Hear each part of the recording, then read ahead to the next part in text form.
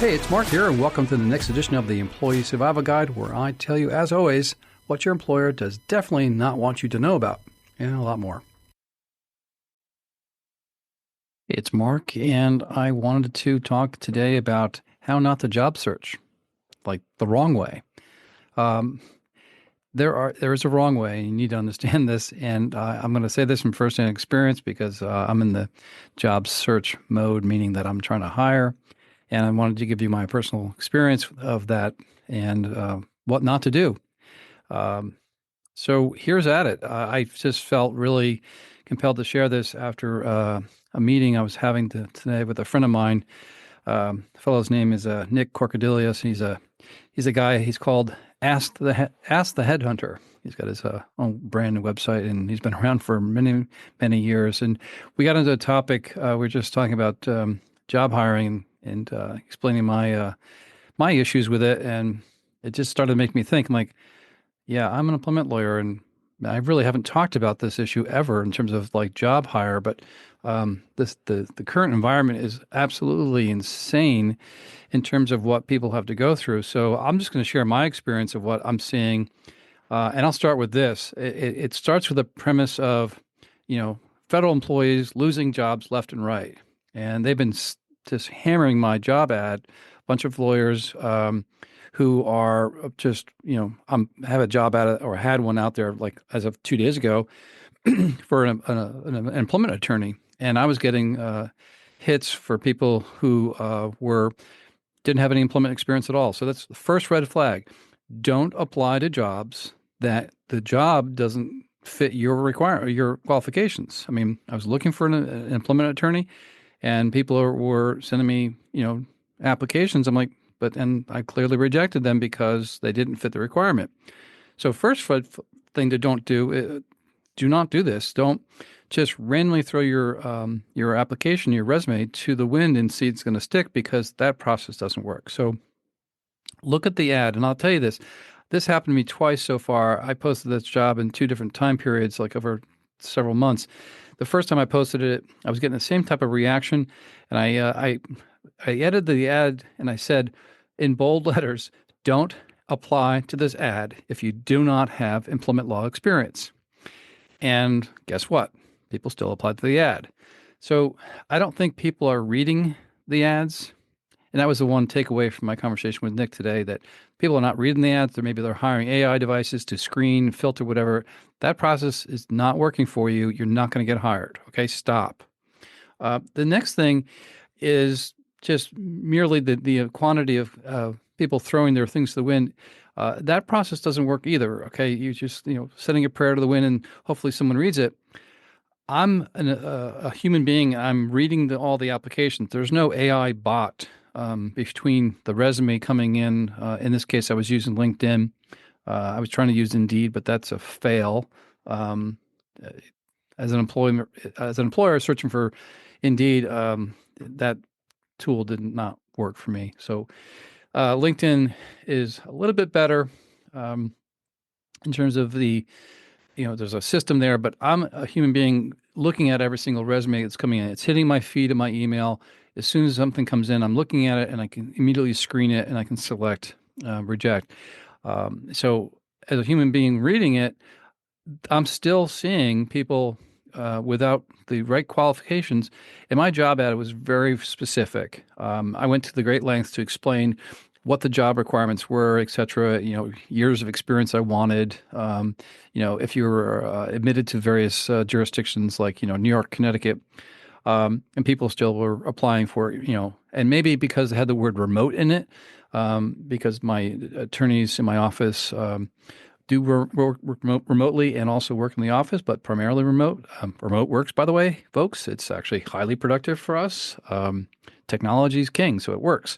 But I was screening these myself, and no AI bot was doing it, and I was just troubled with the lack of insight or the inability for the candidates to look me up, what we do, and what I was asking for, and I was just shocked that that's the level of engagement that people are not engaged and they're not investigating. So red flag, don't do that. Don't throw the application to the job ad you see in LinkedIn. Do something different. What should you do, Mark? Well, do this. If you see a job ad, find out about the firm. Figure out first, is that the firm you want to work at? Don't get, I don't know, maybe people get in money eyes and they see the salary range issue and they just want to throw it at it, or they're getting desperate because they're getting canned by the administration in Washington. They're just getting fearful and need a job. That's a red flag too. But like somebody from DC looking for a job in Connecticut, you're only doing that because you lost a job and you wouldn't have otherwise approached my office in a normal state of circumstances because you wanted to become an employment lawyer. It's like red flag. It's just people cannot see that. So the right thing to do is you see a job ad. Some companies hiring, Carey & Associates is hiring my law firm. Why don't you spend the time to research about that firm? If you're an attorney, you have access to court system and dockets. You can actually spend a lot of time to understand that employer. Why do you do that? Well, because I want you to do that. I want you to figure out if you're a right fit for me and I'm a right fit for you. But so many people don't do that. This came up during a conversation with my friend Nick today. Not one person who applied, there was like 80 resumes that came in over a short period of time. And not one of them took the gumption to call me or send me an email, unsolicited. So I sent emails. I was doing that very proactively with them, but no one solicited me directly. You should be doing that. If I got a solicited email from somebody because I saw a job ad and they were saying things about the firm and what they saw in the firm and what the firm was doing, and they actually took a look at it, I'd pay attention to that attorney, that applicant, because that showed that they had interest. So stop this script that you think you should follow, that you can't contact the owners or the managers of the employer. Contact them. I mean, that was actually Nick's advice as well, and I agree. And years ago, when I told Nick this story, that when I started out, and I just had no experience. This is now 28 years ago. I say a lot. I'm a lot. Sorry, I apologize because I'm trying to think through the thoughts. But I actually contacted a lot of known attorneys, had more years of experience before when I just started, and they were receptive. And I wasn't asking for a job. I was just simply asking, hey, what is it like to be an employment lawyer? How did you go about it? What are you doing? And I knew who I was talking to because I can look them up. Back then, you had some semblance of internet. Yeah, very basic internet. And I even asked, to come in and talk to my friend Bob Mitchell, who's an attorney in Connecticut. He doesn't remember this meeting, but I do, because I sat in his office and I asked him, because I was young, you're impressionable, you remember this. And I learned a lot from him, and through my conversations with similar folks who are attorneys who are already practicing many years in advance. And I encourage you to do that. Let's take a quick break. Hey, it's Mark, and we have a new product for you. It's called the Employee Survival Guide, or employeesurvival.com. And it's a site that you can obtain PDF products that I've created myself. After spending too many hours, way too many, researching and writing about, if, for example, the performance improvement plan or beating them. And the second one about negotiating severance negotiation agreements, two of the most important topics that we see in terms of the web traffic and podcast traffic we have. So check out employeesurvival.com and see if this can try to help you, and you don't need an attorney to use it. Thank you.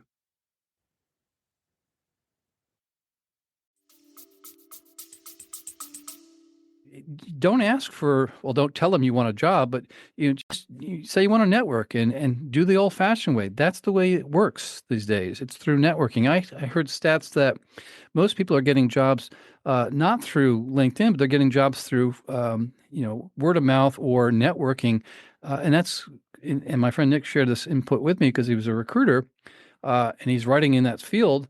I was like shocked. I thought the other way around was happening, that people were going through these massive data banks like LinkedIn, but that's not the case. The other thing we talked about was this, it's called algorithmic bias. And there was a case with Derek Mobley versus, I think it's Workspace or something. And excuse me, he applied for like 100 jobs and was randomly, denied because of discrimination. He eventually sued them. It was a court case. I think I did a podcast about it. Uh, so the AI bot is obviously screening from both angles, from the employee side and from the employer side. So there's no human there. Uh, and that's a problem because there's implicit bias within that algorithm, I guess, and you don't have to go through that process. You can bypass you don't have to accept that's the way you have to do it. You There's another way. Do your own individual research about an employer. Nick was sharing examples where people basically targeted three different companies they really wanted to work for, and they just went out and talked to and contacted the people at these companies. And guess what? People were really happy to hear what they had to say and gave them some airtime. It takes some persistence, but do your homework about who you're targeting. Find out what it is they actually do. Don't just throw a resume at the situation. And don't send a cover letter, please. It really drives me insane. Don't send a cover letter that is, it tacitly touches upon what we do and doesn't really answer the question about, are you qualified for the job that's the application? So people do that a lot, and I think it's maybe out of fear or whatever it is. If you if you want a job at a certain location and you really know what you want, target the employer and go after it. Don't be shy.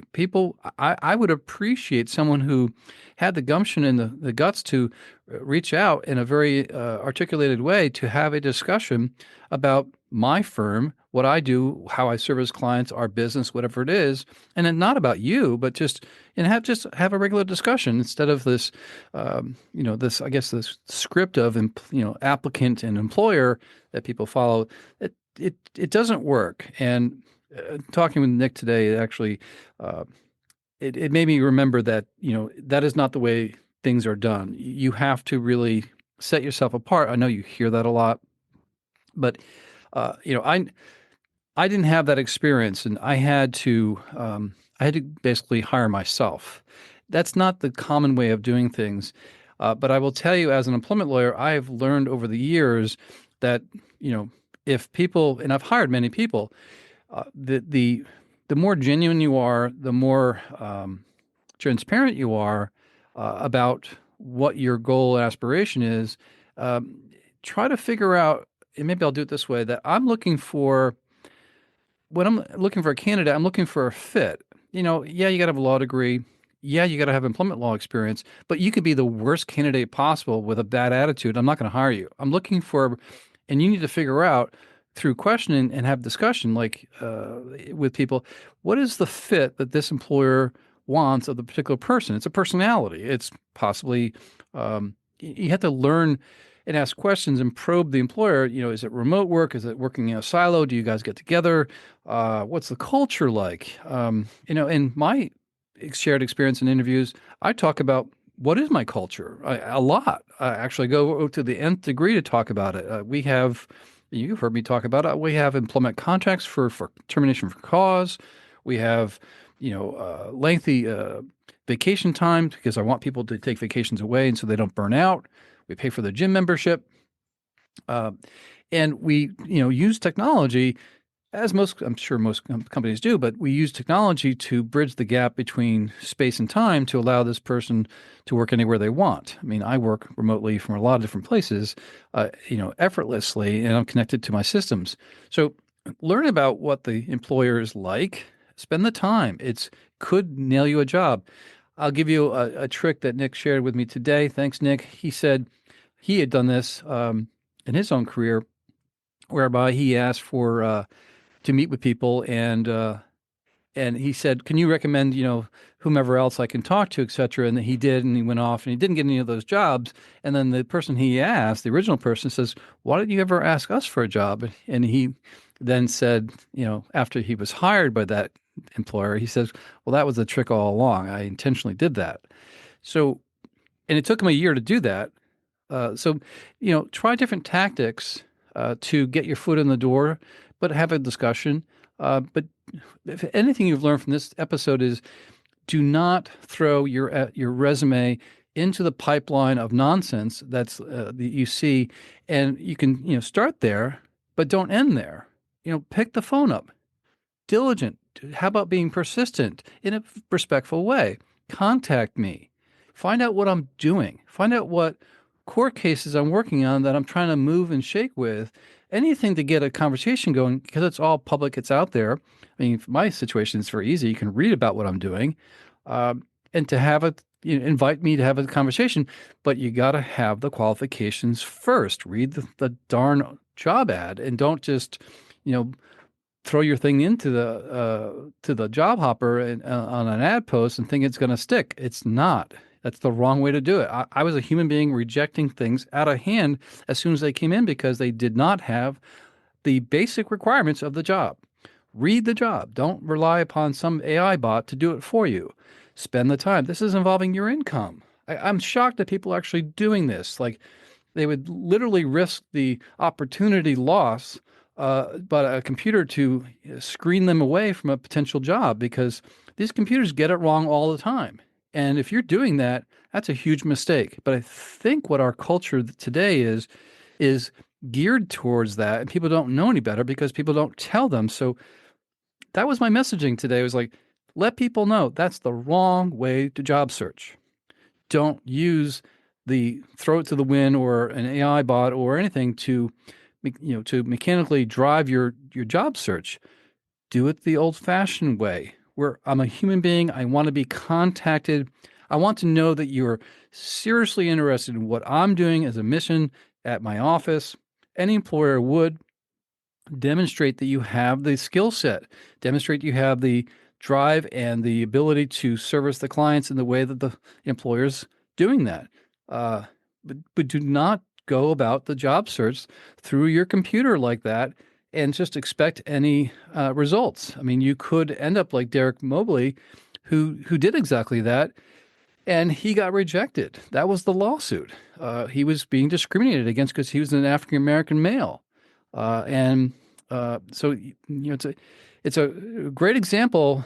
I'm sorry that happened to him, but these devices, this technology it's fallible, and it's not. You need to be aware that there's a different way of doing this, and that way of doing it is the old-fashioned way, putting your name to a communication of some form. Be diligent about it, persistence with it. It demonstrates that you want to join the employer because you're trying everything you can.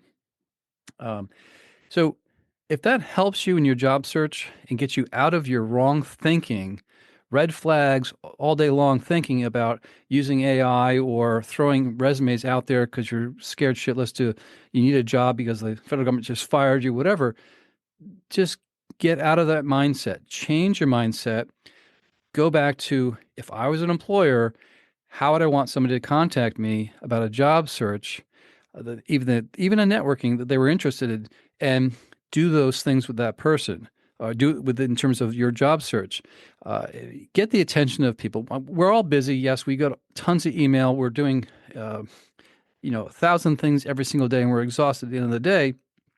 But if you just take the time to communicate like a human being as a professional, here in the case of an attorney, you're going to get reception to it because people listen to that. I mean, I'm going to listen to somebody who's going to say in a very articulated way that they're interested in what I'm doing.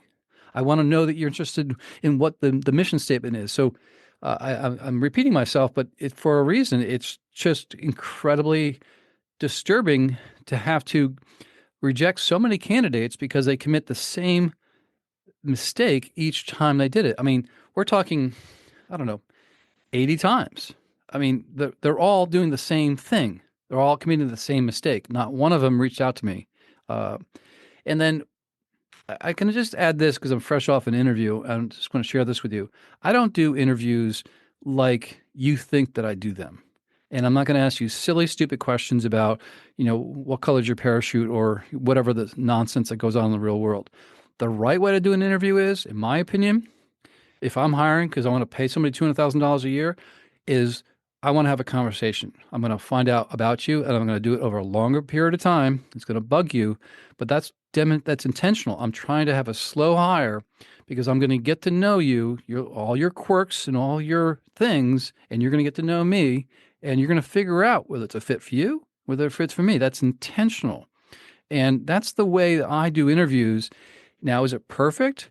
Well, it's definitely less stressful for both sides. Um, I'm going to check out how many cases you have on the federal court docket and how many times you've done it or this, that, and try to figure out the baseline and what I need to grow in terms of your work experience. I can do all that on my side, but I try to have a conversation with people so that they're at ease and we're talking in a conversational manner that's designed to bring out like how you are as a person, what makes you tick, personal experiences you have, but it's very fluid. It's not based upon stupid questions that you may get wrong or any screening device that I can't believe people have to do this. I think my kids had to do this where you get interviewed by a darn computer. And there's a company out there selling this service for millions and millions of dollars to corporations nationwide. And I forget the name of the software company, but that's insane. Like you can't even have a communication about something so vitally important to you, your job, and you got to do it with a computer first. That's crazy making. I do it old-fashioned way. You got the person on the Zoom call, have a discussion. I don't put a time limit on the call. And we just start to, brainstorm conversations about, various issues. Obviously, I'm working with a resume, but I'm also communicating what's happening in a very conversational style without pressure because I don't want you to be stressed in my job interview with me because I want to have you feel more relaxed. That's the way to go about the job interview. Some people may object, but you're not going to learn something from somebody who's under stress. That never works. And I don't want to, put you through the paces of that. And I want to have a more robust, colorful conversation filled with humor, filled with just natural reactions instead of, you working from a stress, sense of your presence there and you're under, you need a job or something like that, or whatever that happens in a job interview. So the job interview I do is designed to bring out the person you really are, not the person that's sitting there in front of on paper that's kind of stale black and white, print. It's like there's a real person there, and I'm trying to bring that out through conversation, and people are really receptive to that. And I'll take my time because I want to make sure that you're working with me for a long time. And by the way, employment lawyers and most employers cannot promise you lifetime employment. They can't say you're going to be working here a long time. Well, it's illegal to do that because in the sense that somebody will sue you for breach of contract if you ever hear that. So just a little tidbit, but I'm looking for a longer trust building situation from the get-go, and that conversation is designed to do that. My whole process is designed to do that. I think most employers don't do that because of the evidence of how much they're using AI. I mean, where's the trust in that process? I mean, shit, there's no trust in that process. So there's a way to deal with this, folks, and it's not through a computer. Start with the computer to get your data in your input, but write letters. You'd be surprised at how creative you can get to get somebody's attention. We're all busy, I get it, but if you think hard enough, you can, send a FedEx to somebody and they'll open it potentially or just show up at their office or something to get their attention that you're seriously interested in a job that at the employment place of work. So I just wanted to call that out. That was on my mind today. I had a conversation about this. I wanted to share it. I don't normally talk about job interview stuff or, recruiting stuff. Maybe I think I should in terms of, because I do see a lot of this material or this in the work that I do. We don't generally have, cases where people sue people for, failure to hire. It's kind of a hard case to prove. And I have been thinking about this aspect of, the other side of, the category of employment is really, job search and career coaching. I mean, I am kind of doing that through the podcasts and the episodes we're doing. And I'll lean in a little bit more for you from what I see. I'm not perfect. I think there's a variety of ways to career coach. And there's, I'm sure, a lot of coaches out there, quote unquote coaches. But I just basically give you what I see in terms of the cases we're litigating, the cases we're dealing with employers, and they do have a kind of a systematic pattern to them, and you can kind of know it and you see it, and you hear this pattern through my discussions with you. Likewise, I'm giving you a little pattern today because I'm job searching, or at least trying to fill a position, and a little feedback for you. And also, I listen to a lot of other people say in terms of, my friend Nick's a recruiter for a long time. He's asked that headhunter. He's a famous guy. So I enjoy speaking with him and I learn a lot. So I'm just giving a little feedback back to you. Red flags, don't do certain things. Do certain things about getting to know your employer on a personal level. We appreciate it if you can reach out to us and take the extra effort. I mean, I'm not kidding. It would send a loud message that you're interested in that job. So I'll leave it at that. Hope you enjoyed this episode and my thoughts about this. This really did bug the shit out of me, and I wanted to share it with you. Sorry for the language today, but it does really bug me because people just do not listen or read what they're applying for. So please stop doing that and do it the way I suggested, okay? Thanks. Have a great week. If you like the Employee Survival Guide, I'd really encourage you to leave a review. We try really hard to produce information to you that's informative, that's timely, that you can actually use and solve problems on your own and at your employment. So if you like to leave a review anywhere you listen to our podcast, please do so. And leave 5 stars, because anything less than 5 is really not as good, right? I'll keep it up. I'll keep the standards up. I'll keep the information flowing at you. If you'd like to send me an email and ask me a question, I'll actually review it and post it on there. You can send it to mcarey@capclaw.com. That's capclaw.com.